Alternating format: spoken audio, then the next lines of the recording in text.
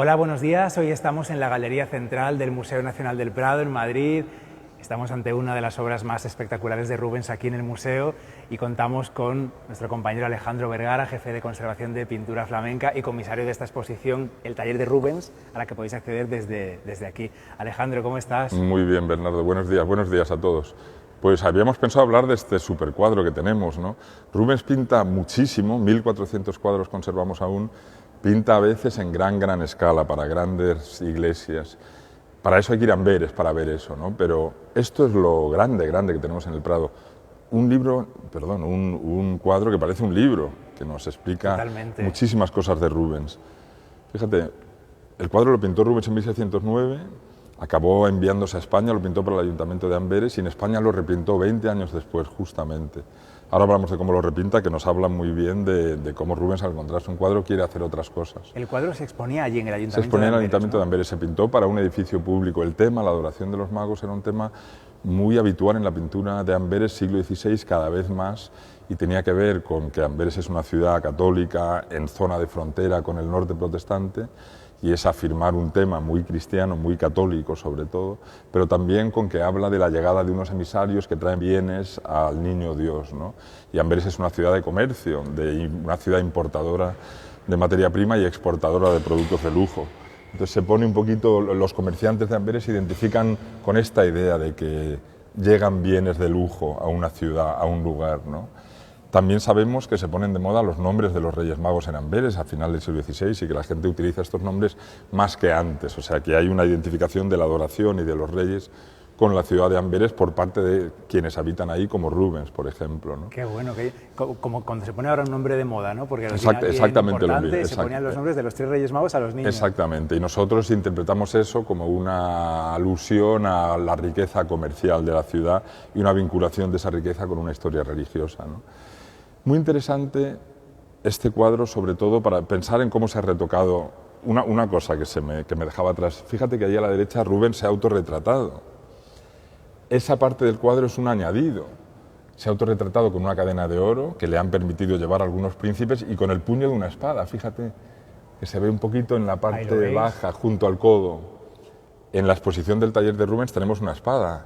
Dicen los documentos de la época que los gobernantes de Bélgica, lo que ahora es Bélgica, lo que llamaban Flandes entonces, le ciñeron una espada, le permitieron el privilegio de llevar una espada, o sea que él la muestra orgullosamente, ¿no? Muy interesante pensar que este cuadro, que originalmente es más pequeño, terminaba aquí, esto es un añadido, en la parte alta terminaba más o menos donde está, bueno, un poquito a la altura de la cabeza de Rubens, un poco más a la izquierda. Sí, se ve la franja se ve una del costura, lienzo, ¿no? lo veis, Sí. ¿verdad? Pues fíjate que, imagínate que el rey de España tiene en su palacio todo esto, porque se lo han regalado, ha llegado de Amberes, lo ha confiscado a un ciudadano español al que se lo han regalado. Rubens llega a Madrid a trabajar para el rey, vive en el Palacio Real de Madrid, dice que el rey viene a visitarle a menudo, el rey es un apasionado de la pintura, Rubens es su pintor favorito, lo va a ser a lo largo de toda su vida, en el sentido de que compra más cuadros de Rubens que de nadie más y los sitúa en los lugares más importantes de sus palacios. Pues imaginar ese encuentro, ¿no? Que el rey le dice a un pintor, retoca y amplía mi cuadro, o que el pintor le dice al rey, oye, quiero pintar y retocar tu cuadro y lo voy a hacer en tu presencia. Que ya estaba enmarcado, ya por... Claro, un cuadro que está colgado, Claro. ¿no? Entonces es muy interesante pensar en esto es una especie de demostración de talento por parte de Rubens y también de demostración de amor al arte por parte del rey Felipe IV, uno de los grandes coleccionistas de toda la historia del arte, ¿no? Te quería enseñar, Bernardo, a todos vosotros algunos cambios muy concretos que se ven aquí. Por ejemplo, fíjate en la figura de este rey mago. Fíjate que tiene el traje rojo, tiene algunas zonas con un rojo un poquito distinto, más anaranjado, con más mezcla de blanco. Aquí se ve bastante bien, creo. Sí.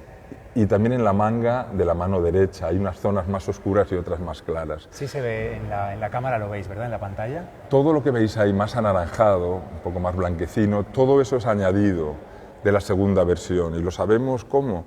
Pues porque hay una copia exacta de cómo era el cuadro antes de repintarse y todo lo que está en esa copia lo vemos en la radiografía que hemos hecho de este cuadro, que nos enseña lo que estaba debajo.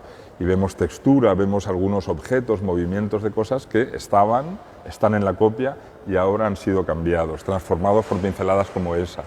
Fíjate aquí, un sitio curioso que no se ve muy bien. Aquí ves un brasero.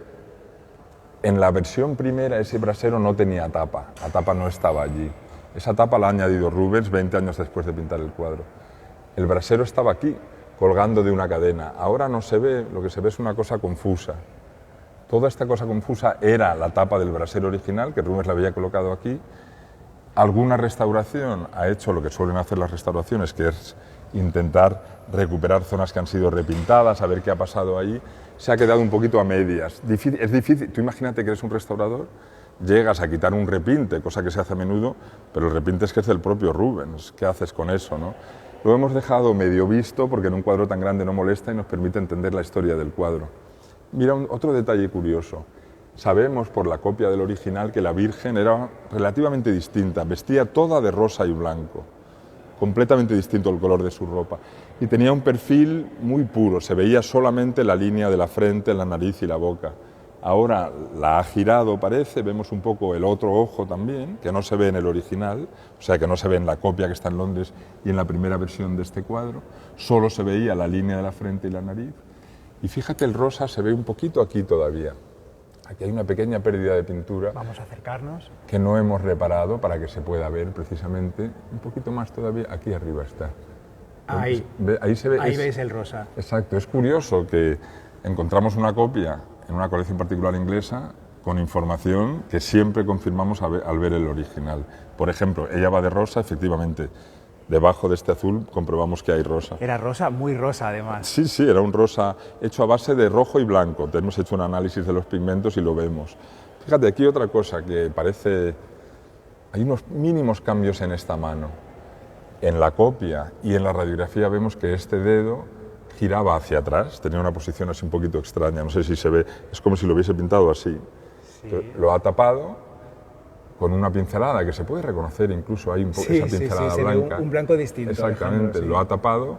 Fíjate hasta qué punto el pintor se vuelve a acercar al cuadro y en mínimos detalles cambia algunos pliegues. Esta zona que ahora vemos confusa también es porque vemos pliegues de la primera versión y pliegues que ha retocado Rubens.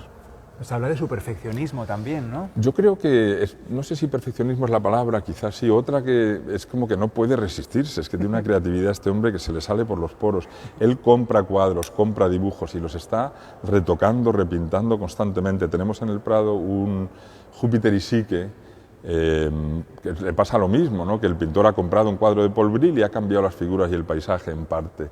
Una cosa interesante también, que tiene que ver con el taller de Rubens, la exposición. Fíjate esta figura aquí agachada, que es un espectáculo, ¿no? Rubens habla de que el objetivo de su arte es recuperar la grandeza de los antiguos y copia esculturas antiguas.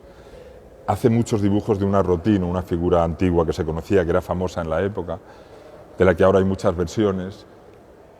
Dibuja esa estatua e incorpora esa pose de una escultura clásica en varios de sus cuadros. Fíjate que esa misma figura la utiliza Van Dyck en un cuadro que está aquí enfrente.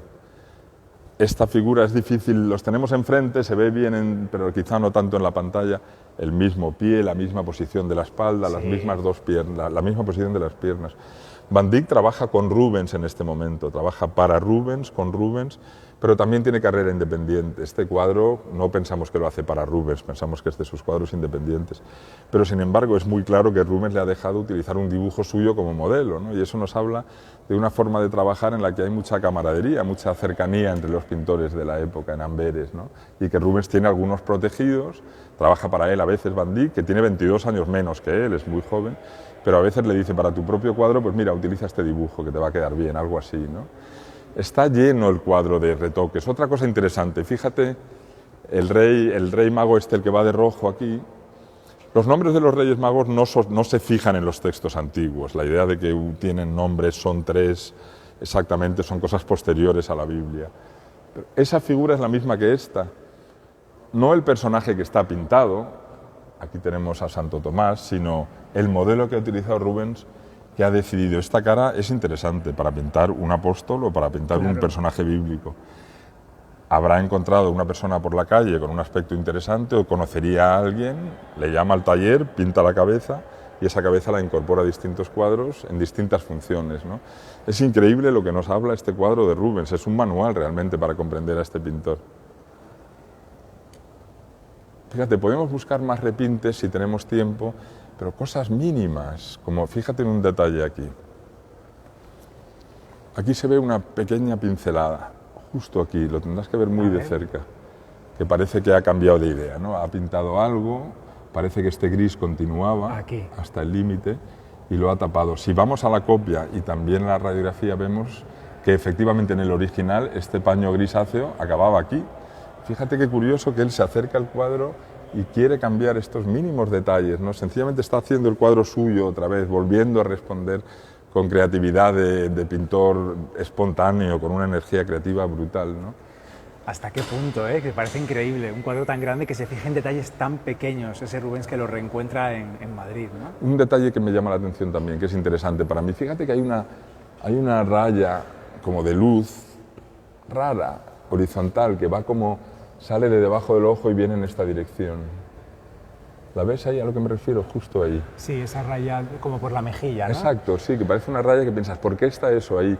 Fíjate, eso es típico de Rubens también, si te alejas ahora y llegas a incorporar la figura del niño Jesús, que está aquí, te das cuenta que Rubens está utilizando esa raya como si fuese una puntada en una tela cosida.